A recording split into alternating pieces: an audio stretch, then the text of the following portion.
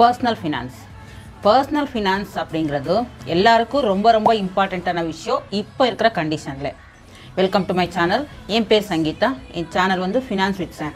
உங்களோட எல்லா ஃபினான்ஷியல் கேள்விகளுக்கும் ஒரு டெஸ்டினேஷன். என்னோட சேனலில் ஸ்டாக் மார்க்கெட் ரிலேட்டடானது, budgeting, personal finance, mutual fund investment, இந்த மாதிரி ஃபினான்ஷியல் ரிலேட்டடான எல்லா கேள்விகளுக்கும் ஆன்சர் கிடைக்க போதும். ஸோ என் சேனலை ஃபஸ்ட் டைம் பார்க்குறீங்கன்னா சப்ஸ்கிரைப் பண்ணிவிட்டு கண்டினியூ பண்ணிக்கோங்க. பர்சனல் ஃபினான்ஸ்னால் என்ன? உங்கள் மணியை, அதாவது நீங்கள் சம்பாதிக்கிற காசை நீங்கள் கண்ட்ரோல் பண்ணலைன்னா உங்களுக்கு உங்கள் லைஃப் மேலே கண்ட்ரோல் இருக்காது, உங்களோட ஃபியூச்சர் கோல்ஸ் மேலே கண்ட்ரோல் இருக்காதுன்னு அர்த்தம். அப்போ உங்கள் மணிக்கு மேலே நீங்கள் கண்ட்ரோல் எடுக்கிறது எப்படி? அதுதான் பர்சனல் ஃபினான்ஸ். உங்கள் பர்சனல் ஃபினான்ஸை வந்து நீங்கள் ப்ராப்பராக கொண்டு போனீங்கன்னா உங்கள் மணியை நீங்கள் கண்ட்ரோலாக எடுத்துக்கலாம். நீங்கள் சம்பாதிக்கிற ஒவ்வொரு காசும் ரொம்ப இம்பார்ட்டண்ட். உங்களோட ரெண்ட் ஆகட்டும், கிராசரிஸ் ஆகட்டும், எஜுகேஷன் ஆகட்டும், ஹாஸ்பிட்டல் செலவாகட்டும், ட்ராவல் ஆகட்டும், உங்களோட பர்சனல் செலவாகட்டும், இந்த மாதிரி நிறைய விஷயங்களுக்கு எல்லாத்துக்குமே மணி இப்போ கண்டிப்பாக வேணும். அப்போ அதை எப்படி மேனேஜ் பண்ணணும்? பட்ஜெட்டிங் பண்ணணும், இன்வெஸ்ட்மெண்ட் பண்ணணும், சேவிங்ஸ் பண்ணணும், இந்த மாதிரி நிறைய விஷயங்கள் இருக்கும்.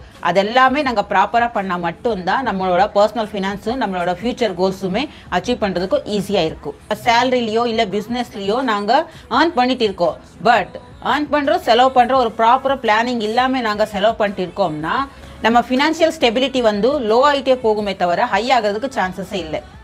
என்னோட எக்ஸாம்பிளே சொல்கிறேன். ஒரு 10 இயர்ஸ் பிஃபோர் வந்து நல்லா பிஸ்னஸ் பண்ணிட்டு இருந்தாங்க என் ஹஸ்பண்ட், நல்லா போயிட்டு இருந்துச்சு. அப்போ என்னன்னா, நான் எதுலையுமே தலையிட மாட்டேன். என்ன ஏர்ன் பண்ணுறாங்க, என்ன செலவு பண்ணுறாங்க, எதை பற்றியும் நான் தலையிட மாட்டேன், எதையும் நான் கண்டுக்க மாட்டேன். எனக்கு என்ன செலவு பண்ணணும், ட்ராவல் பண்ணணும், பர்ச்சேஸ் பண்ணணும், ஷாப்பிங் பண்ணணும், இந்த மாதிரி என்ன இருக்கோ அதை மட்டும்தான் பண்ணுவேன், செலவு மட்டும்தான் பண்ணுவேனே தவிர ஒரு சேவிங்ஸ், இன்வெஸ்ட்மெண்ட் இதை பற்றி நான் கவலையே படலை. ஒரு ஸ்டேஜுக்கு அப்புறம் பிஸ்னஸில் லாஸ் ஆகுது, அதுக்கப்புறம் என்ன பண்ணுறது தெரியாத நிலமையில ஜாபுக்கு தான் போகணும் அப்படிங்கிற நிலைமை வர்றப்போ தான் எனக்கு தெரியுது பர்சனல் ஃபினான்ஸுங்கிறது எவ்வளோ இம்பார்ட்டன்ட்டுங்கிறது. நம்ம மணியை வந்து ஏர்ன் பண்ண மட்டும் பத்தாது, அதை சேவிங்ஸும் பண்ணணும், ஆஸ் வெல் ஆஸ் இன்வெஸ்ட்மெண்ட்டும் பண்ணணும். மணியை ஏர்ன் பண்ணுறது ஃபர்ஸ்ட் ஸ்டேஜ் ஆச்சுன்னா சேவிங்ஸ் தான் இம்பார்ட்டன்ட் கிடையாது, இன்வெஸ்ட்மெண்ட் பண்ணால் மட்டும்தான் நம்ம இன்ஃப்ளேஷனை பீட் பண்ணிட்டு நம்ம ஃபியூச்சர் கோல்ஸை அச்சீவ் பண்ண முடியும். ஸோ இதுக்கு என்னென்ன பண்ணணும்? பர்சனல் ஃபினான்ஸில் ஃபர்ஸ்ட் ஒன் வந்து பட்ஜெட்டிங். நாங்கள் இப்போ மந்த்லி ஒரு அமௌண்ட்டை ஏர்ன் பண்ணிட்டு இருக்கோம் அப்படின்னா, சேலரி மூலமாவதோ இல்லைன்னா ஒரு பிஸ்னஸ் மூலமாவதோ ஏர்ன் பண்ணுறோம்னா அந்த மணியை ப்ராப்பராக நாங்கள் பட்ஜெட் பண்ணணும். மந்த்லி ரெண்ட் எவ்வளோ இருக்கோ, மந்த்லி நமக்கு எக்ஸ்பென்சஸ் என்னென்ன இருக்கோ, கிராசரி என்ன இருக்கோ, எஜுகேஷனுக்கு என்ன இருக்கோ, மெடிசின் என்ன இருக்கோ, இந்த மாதிரி ப்ராப்பராக எல்லாத்துக்குமே நாங்கள் பிளான் பண்ணிவிட்டு ஒரு பட்ஜெட் போடணும். செகண்ட் ஒன் வந்து எமர்ஜென்சி ஃபண்ட். எமர்ஜென்சி ஃபண்ட்னா என்ன? ஒரு 6 மந்த் உங்களை எந்த அர்னிங்ஸும் இல்லைனாலும் அந்த அமௌண்ட்டை வச்சே நீங்கள் மேனேஜ் பண்ணிட முடியுங்கிறது தான் அந்த எமர்ஜென்சி ஃபண்ட்.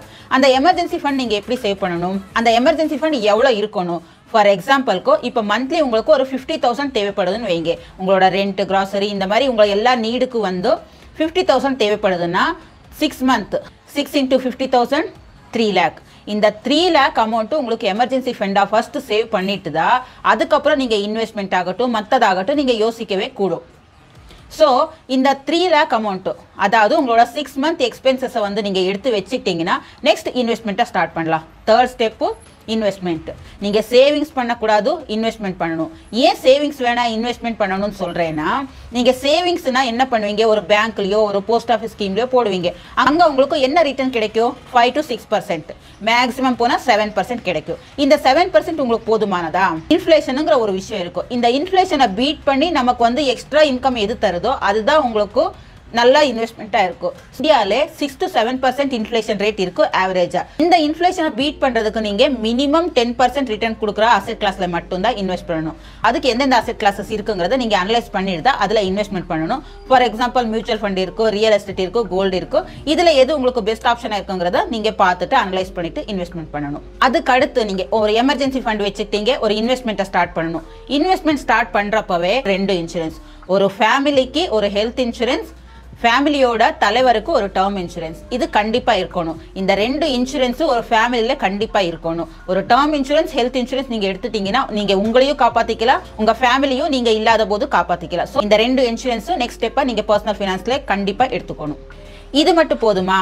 நீங்கள் என்ன ஏர்ன் பண்ணிட்டு இருக்கீங்களோ அதை தாண்டி இன்னும் எக்ஸ்ட்ரா ஏர்ன் பண்ணுறதுக்கு, ஒரு பேசிவ் இன்கம் ஜென்ரேட் பண்ணுறதுக்கு ஸ்டார்ட் பண்ணணும். பேசிவ் இன்கம் எதெல்லாம் ஜென்ரேட் பண்ணலாங்கிறத நம்ம அப்கமிங் வீடியோஸில் பார்க்கலாம். நம்ம சொன்ன எல்லா விஷயத்தையுமே நாங்கள் ப்ராப்பராக மைண்டில் வச்சுட்டு நம்ம மணியை மேனேஜ் பண்ண மட்டும்தான் ஒரு பர்சனல் ஃபினான்ஸில் நாங்கள் அச்சீவ் பண்ண முடியும், நாங்கள் ஃபியூச்சர் கோல்ஸில் அச்சீவ் பண்ண முடியும். ஸோ உங்களுக்கு ஏதாவது டவுட்ஸ் இருந்துச்சுன்னா கமெண்ட் செக்ஷனில் வாங்க. உங்களுக்கு என்ன டவுட்ஸ் இருந்தாலும் நான் கிளாரிஃபை பண்ணுறேன். இந்த மாதிரி ஃபினான்ஷியலி ஸ்ட்ரகிள் பண்ணிட்டு இருக்கவங்களுக்கோ மேனேஜ் பண்ண தெரியாதவங்க உங்கள் ஃப்ரெண்ட்ஸ் அண்ட் ஃபேமிலி சர்க்கிளில் இருந்தாங்கன்னா அவங்களுக்கும் இந்த வீடியோவை ஷேர் பண்ணிடுங்க.